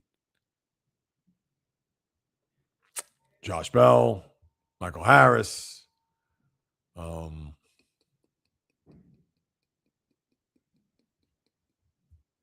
Yeah, I mean, I'd have to think long and hard. Xavier Edwards on the Marlins. Infielder. No, that's a good one. Yes, very good. James Wood. Yeah, he's really good. 6'7", that guy, he's a stud, that kid. You know what? There it is. Fuqua, you may be right about that because Harris has more years. And wasn't he a former Rookie of the Year, if I'm not mistaken? But this kid, James Wood, is a good one, bio. I should have thought about that. He plays in the same division. Where's kids? Oh, she's going over there. Yeah, you're right. Mark, you're putting your money on the Bengals. Yeah, if Burrow is healthy, I could see that. Oh, you didn't feel the earthquake. All right. Sorry, I had to get chocolate milk for work. That's all right, guys. That's right. I hear you, Jay. MLB has too much commitment to the 3-run homer, no kind of situational. Oh, of course. Yeah, and that's all taught in the minor leagues. You know why? Because it's all about 3 things. Well, more than that, but the 3 things they look for. The home run, the strikeout, the walk. That's it. They care more about exit velocity, launch angle, all these nonsense analytics that, to me, means absolutely squat. Because you mentioned Willie McGee earlier. This is 41 years ago, I understand. Look at that St. Louis Cardinal team. And you mean to tell me that, oh, they couldn't play in this day and age baseball because they don't have power? They have one guy that hit home runs, Jack Clark. They don't have power. They hit to contact. And what else? There's another asset. They don't have power, don't hit the contact. And they don't even look at batting average, where Willie McGee hit 351 that year. Look that up. I believe he hit 351. He hit 10 home runs. He didn't hit a lot of home runs. And Tommy Herr, I think that year also hit 8 home runs and drove in 108 that year. Why? Here's your top of the order. Vince Coleman, Willie McGee, Tommy Herr, Jack Clark.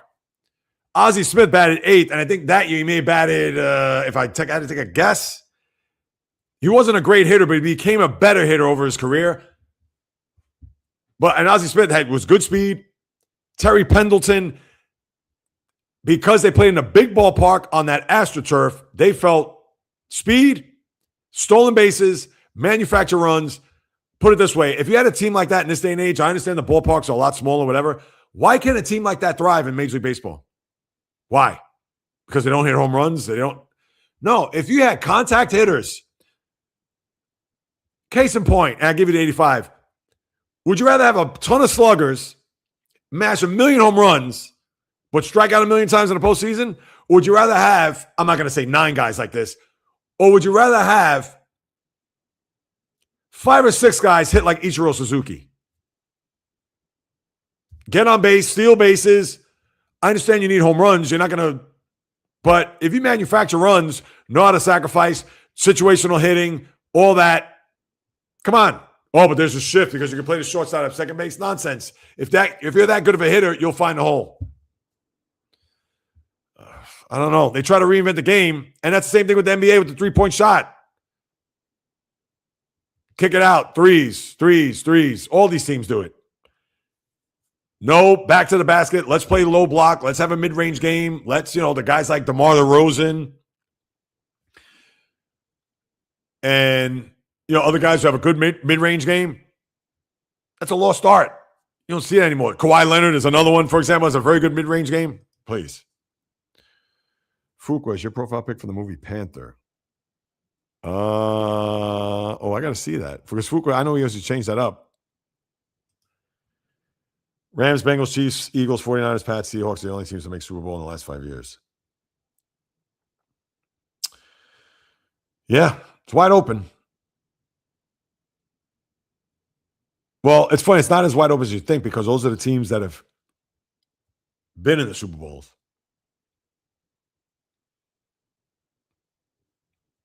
But it's crazy because there's a lot more competitive balance because you'll see a lot of teams, Jacksonville and teams like that, Chicago. Now they're a big market. I get it. Fishing Angel, we feel earthquakes in out. Yeah. We freak out when it rains, though. Oh, man, that's the one thing. I could drive in the rain, zigzag in and out, but yeah, that's too much. I can imagine one drop of rain and forget about it. Bumper to bumper. Numbers don't add up. More blacks playing wins in baseball. Just look at the Reds roster. No, don't tell me 1990. We're going to go that far back there? Where Barry Larkin, Glenn Braggs, I believe, was on that team. Wait, right now, the only guys on the team, if I had to think, on the Reds. Remember Tommy Herr driving in? Yeah. 8 homers and over 100 RBIs. A rare feat, that's for sure. Give me another team, I'll look. I don't know. If I give you another team, we don't feel earthquakes because where we live in Michigan, we don't. Yeah, exactly. Yeah. Jack Clark was a Dodger villain for sure. Cards and Giants. Yes, he was. He did play for the Giants prior to that. Why do you freak out by when it rains? Uh-oh. I was glued to my TV, 84, 85. Oh, yeah, please. I couldn't stop watching sports then. Give me the most Caucasian MLB team. I bet the numbers don't add up. Oh, I don't know. Jeez. Most Caucasian? You have Justin Crawford now. Is he still up with the Phillies? Phillies are mostly Caucasian. I mean, I know they had Jose Alvarado and Christopher Sanchez and guys like that, but analytics ruined the game, and now it's ruined the broadcast with all the useless data they push. I know it's war. Zip. Spot on. Great for you. Oh, thank you, Sean. I appreciate that. People are so used to the sun. Whenever it rains out here, everybody starts driving crazy. Brutal. No, today. All teams today. Listen, we can break that down next week if you want. Or maybe even tomorrow, Mark. I'll be on tomorrow. Next podcast coming at you. You know the deal. It's the same when it snows here. People drive crazy. We've been closer to. Oh, yeah. Blacks aren't playing baseball. I'll say they're not, but there's got to be what? It's got to be less than 5% in Major League Baseball. Let me see if I can type that up real quick. How many? Oh, no, let's take that back. What's the percentage?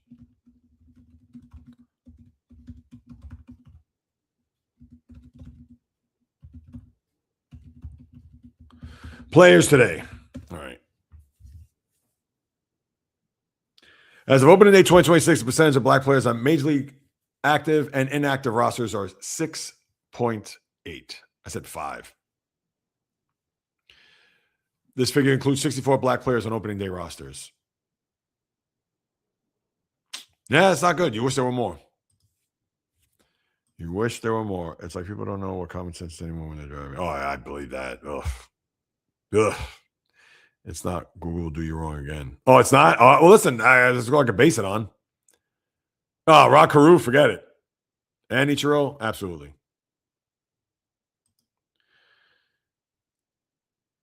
Ah, okay. And when you think about it in baseball, the first guy that comes to mind is Ron Washington. I'm sure there's a few others, but that makes sense. Oh, here we go. I'm sure a Google Boy comment will come out shortly from Mark. Yeah, let me see. Is there anything else? Google lies. All right, Mark. Yeah, I think that's all I got. Yeah, so no best team in baseball right now. Listen, you want to say the Yankees, you could say that. By record, it's the Braves. There's half game better than the Yankees. Cubs, 24-12. I mean, you know. All right, let me get ready to wrap up here. Unless there's anything else that just came down the pike. Pike or pipe? Pipe. No, that's it. Yeah, there it is. And beat out for game 2. Boy, that puts a damper on it. New video on the channel Friday. Hope everybody dug the one that I put up last week on the Dodgers ruining baseball, which we know they're not. It's the system. And even on Obio, we got it not back and forth, but I know you mentioned the system, but system from a standpoint of ceiling and floor. But yeah, I'm going to talk about, does MLB need a salary cap? And yeah, pretty much with the same people that I talked to that day. And I'm also thinking, I know, Zip, you said you're going to Citi Field next Saturday. I will probably go out to Citi Field Friday, not to the game, but before the game. With some new questions. I'll probably keep the sports rigged because that's always a lightning bolt for controversy. And yeah, some other questions that will be a little bit more common as I go back out there. And I also plan to go out in Manhattan, which I may post for those here in the tri-state area who want to come out because, yeah, we could debate, banter back and forth the whole 9. So definitely keep that in mind. But that's going to come. And then tomorrow, the podcast pregame, 9:45, you already know. Followed up by the latest edition of the podcast, 11 a.m., you already know. And, here's Navin, who posted a comment, LeBron over MJ. And he even said, what about LeBron? Navin, I appreciate you hopping on board, even though I'm going to sign off in a couple of minutes. I spilled Coca-Cola on a joint today, let it dry smoke a few days later. I can't let the results were not bad. That's a good one. I still get the money black to white players like to play. Okay. You don't use Google. You won't use Google. All right. So you just, I guess then you're just going to, how are you going to look up the rosters? Unless you have a baseball encyclopedia that just came out 5 minutes ago. All you got to do is watch you got to watch every game if you're going to watch all the teams, and not all those players are going to play. You got to look up the rosters to see who's up there, Mark. No? I'm sure you go to ESPN.com and go through every roster that way. So, yeah, you don't need Google. Just go to that. So, but anyway, with that being said, my good people, I'm going to sign off. I'm actually starving. I got to eat. But much appreciate you all. You know the drill. in the blood and the DNA. Talking Sports is birth. Hopefully, I'll see you guys 9:45 as well as 11 a.m. On top of that, thank you, Fishing Angel. I appreciate you. I appreciate everybody who jumps in every week on this live stream. Peace, love, and God bless. Enjoy the rest of your hump day. See you guys and gals tomorrow. Enjoy sports tonight. Go sports. You already know the deal. Until next time, on the flip.